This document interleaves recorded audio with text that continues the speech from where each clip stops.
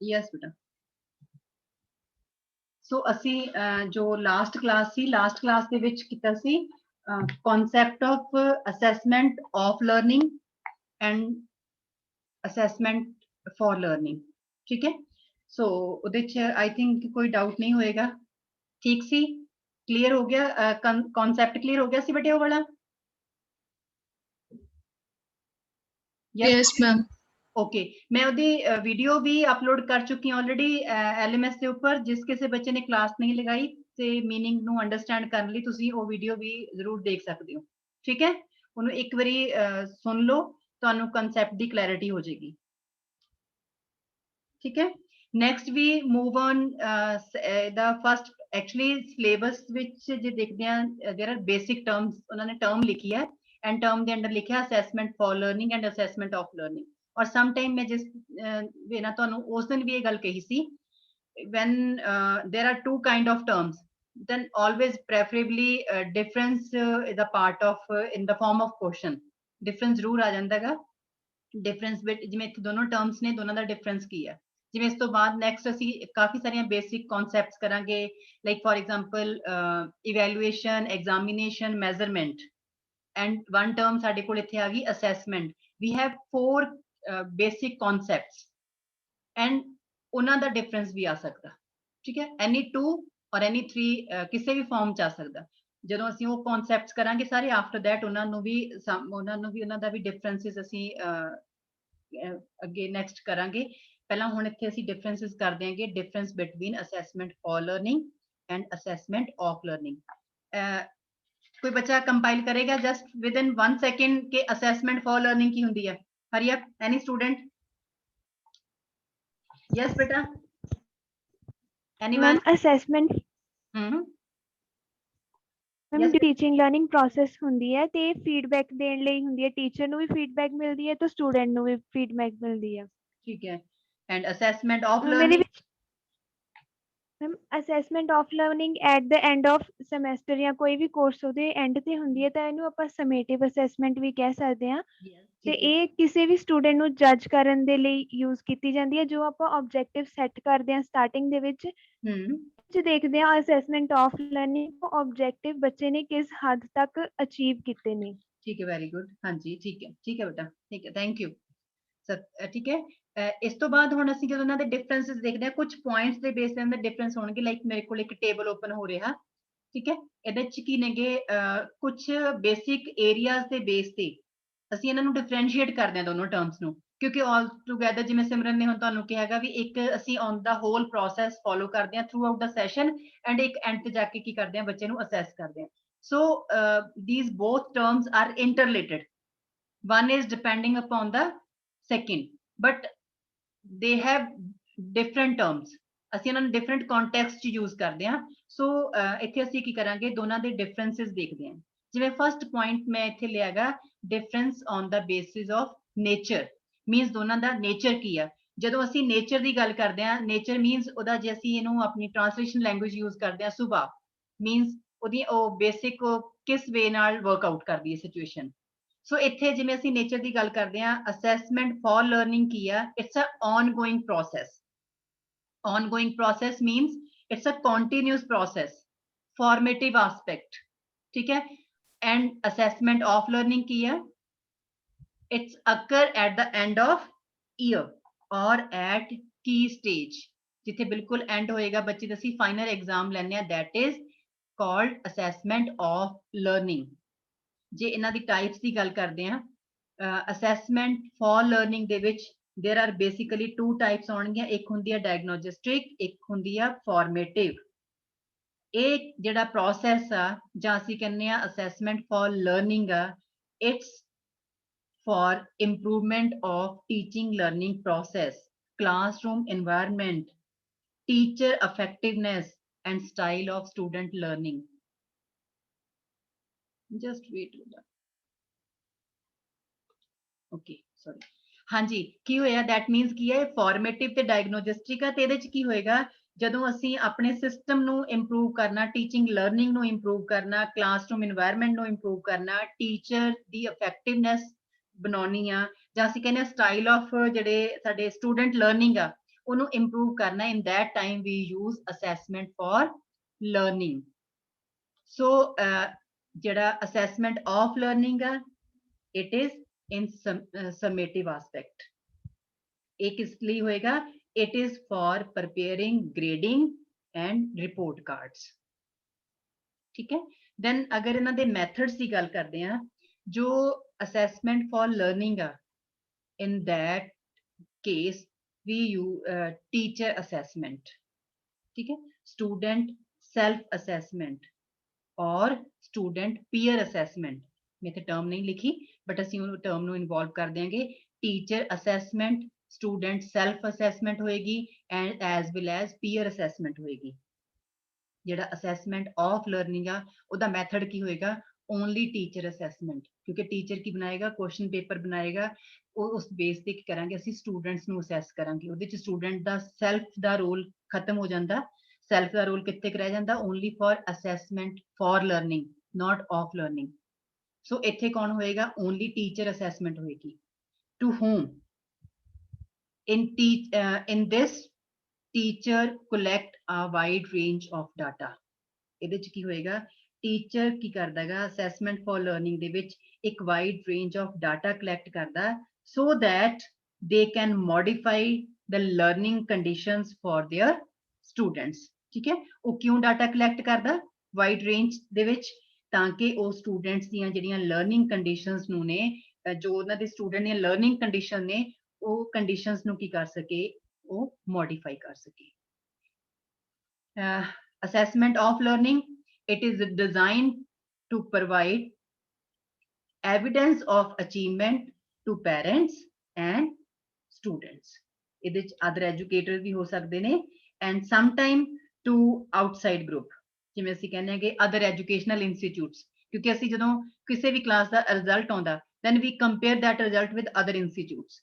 so that's that basically ਕੀ ਹੈ? ਇੱਥੇ ਅਸੀਂ ਕੀ ਕਰਦੇ ਹਾਂਗੇ? it is designed to provide evidence। students ਦੇ ਜਿਹੜੇ evidence ਨੇ, ਉਹਨਾਂ ਨੂੰ ਕੀ ਕਰਦਾ ਹੈਗਾ? ਇੱਥੇ ਅਸੀਂ create ਕਰਦੇ ਹਾਂ ਤੇ ਉਹ evidence ਜਿਹੜੇ ਨੇਗੇ ਕਿੱਥੇ ਜਾਂਦੇ ਨੇਗੇ? ਉਹ students ਦੀ of achievement ਕਿਹਦੀ ਹੈ? parents ਦੇ ਲਈ ਤੇ students ਦੇ ਆਪਣੇ ਲਈ show ਕਰਨ ਦੇ ਲਈ ਉਹ teacher ਕੀ ਕਰਦਾ ਹੈਗਾ? prepare ਕਰਦਾ। ਜਿਹਦੇ ਚ ਅਸੀਂ ਅੱਗੇ move ਕਰਦੇ ਹਾਂ। next है whom will be beneficial। teacher craft assessment tasks that open a window on what student know and already ਅਸੀਂ ਕਹਿੰਦੇ ਕਿ use ਕਰਦਾ teacher insight, ਜਿਹਦੇ ਨਾਲ ਕੀ ਹੋਏਗਾ? ਪੂਰੇ process ਨੂੰ understand ਕਰੇਗਾ ਤੇ next step plan ਕਰੇਗਾ and teaching ਦੇ ਲਈ ਉਹ involve ਹੋਏਗਾ। ਜਿਹਦੇ ਚ ਜਦੋਂ ਅਸੀਂ assessment for learning ਦੀ ਗੱਲ ਕਰਦੇ ਹਾਂ, assessment of learning ਚ ਇਹਦੇ reverse ਹੋ ਜਾਏਗਾ। assessment of learning ਇੱਕ ਇਸ ਤਰ੍ਹਾਂ ਦਾ assessment aspect ਹੈ that become public and results in the form of statement or symbols। ਠੀਕ ਹੈ, ਕਿਉਂਕਿ ਰਿਜ਼ਲਟ ਸਾਡੇ ਕੋਲ ਕੀ ਆਉਂਦੇ ਨੇ? ਨੰਬਰ ਫਾਰਮ ਚ ਆਉਂਦੇ ਨੇਗੇ ਤੇ ਜਿਨ੍ਹਾਂ ਨੂੰ ਅਸੀਂ ਕੀ ਕਰਦੇ ਹਾਂਗੇ? ਯੂਜ਼ ਕਰਦੇ ਹਾਂ। it often contribute to please बच्चे म्यूट करो बच्चे। हाँ जी स्टूडेंट्स म्यूट करो बच्चे। ठीक है, ਇਹਦੇ ਚ ਕੀ ਹੋਏਗਾ? it often contribute to major ਜਿਹੜੇ decisions ਲੈਣੇ ਨੇ ਬੱਚੇ ਨੇ in future, ਉਹ basically ਕਿਤੇ ਤੇ ਡਿਪੈਂਡ ਕਰਨਗੇ ਜੋ ਇਸ ਫਾਰਮ ਚ ਕੀ ਆਉਣਗੇ? ਬੱਚੇ ਦੇ ਰਿਜ਼ਲਟਸ ਆਉਣਗੇ। so next point ਹੈ what, how and whom it provide insight। it is not designed to make comparative judgment among with feedback that will further improve their learning। ਤੇ ਇਹਦੇ ਚ ਕੀ ਆਏਗਾ? ਇਹ summative aspect ਆ, certify ਕਰੇਗਾ individual ਦੀ learning ਨੂੰ in the form of reports। ਤੇ ਉਹ reports ਕਿੱਥੇ ਜਾਣਗੀਆਂ? share with that reports share with students and as well as their parents। ਤੇ ਹਰ ਇੱਕ ਬੱਚੇ ਦੀ strength ਜਿਹੜੀ ਆ ਜਾਂ ਸਕੂਲ ਦੀ ਜਿਹੜੀ ਪ੍ਰੋਗਰੈਸ ਆ ਉਹ ਕਿੱਥੋਂ ਪਤਾ ਚੱਲੇਗੀ? ਉਹ ਜਿਹੜੇ ਉਹ ਰਿਪੋਰਟ ਕਾਰਡਸ ਬੱਚਿਆਂ ਨੂੰ ਮਿਲਣਗੇ, ਕਿਉਂਕਿ ਬੱਚਾ ਇੱਥੇ ਕੀ ਕਰੇਗਾ? ਆਪਣੀਆਂ ਸਟਰੈਂਥਸ ਤੇ ਆਪਣੀਆਂ ਵੀਕਨੈਸ ਨੂੰ ਕੀ ਕਰੇਗਾ? ਕੰਪੇਅਰ ਕਰੇਗਾ ਵਿਦ ਅਦਰ ਸਟੂਡੈਂਟਸ। ਠੀਕ ਹੈ ਜੀ, ਨੈਕਸਟ ਅਸੀਂ ਮੂਵ ਕਰਦੇ ਹਾਂ। ਨੈਕਸਟ ਹੈ ਟ੍ਰੈਂਡ ਇਨ ਯੂਜ਼। ਜਦੋਂ ਅਸੀਂ ਅਸੈਸਮੈਂਟ ਫॉर ਲਰਨਿੰਗ ਦੀ ਗੱਲ ਕਰਦੇ ਹਾਂ, it is developed as revolt ਇੱਥੇ against assessment of learning। as it was not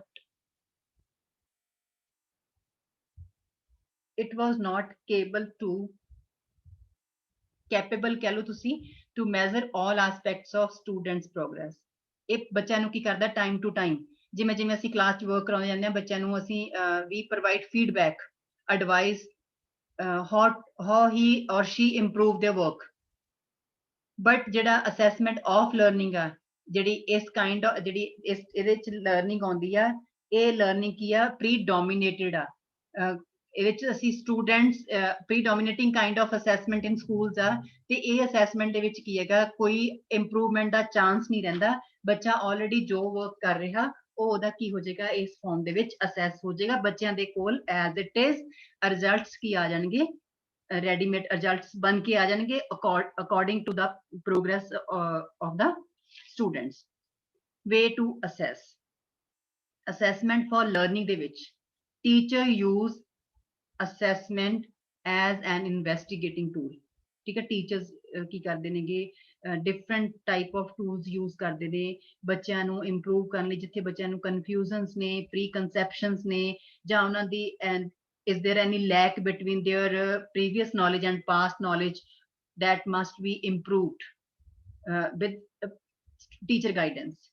क्योंकि ਤੁਸੀਂ ਇੱਕ ਚੀਜ਼ ਦਿਓ it's a simple example ਦਿੰਨੀ ਆ from ਪੰਜਾਬ schooling context ਬੱਚਾ 5th ਤੱਕ different school ਤੋਂ ਪੜ੍ਹ ਕੇ ਆਉਂਦਾ 6th class ਚੋਂ immediately different school ਚ ਆਉਂਦਾ ਔਰ ਜਿਹੜਾ structure ਆ 5th class ਔਰ 6th class ਦਾ government schools ਦੀ ਗੱਲ ਕਰਦੀ ਆ that is totally change।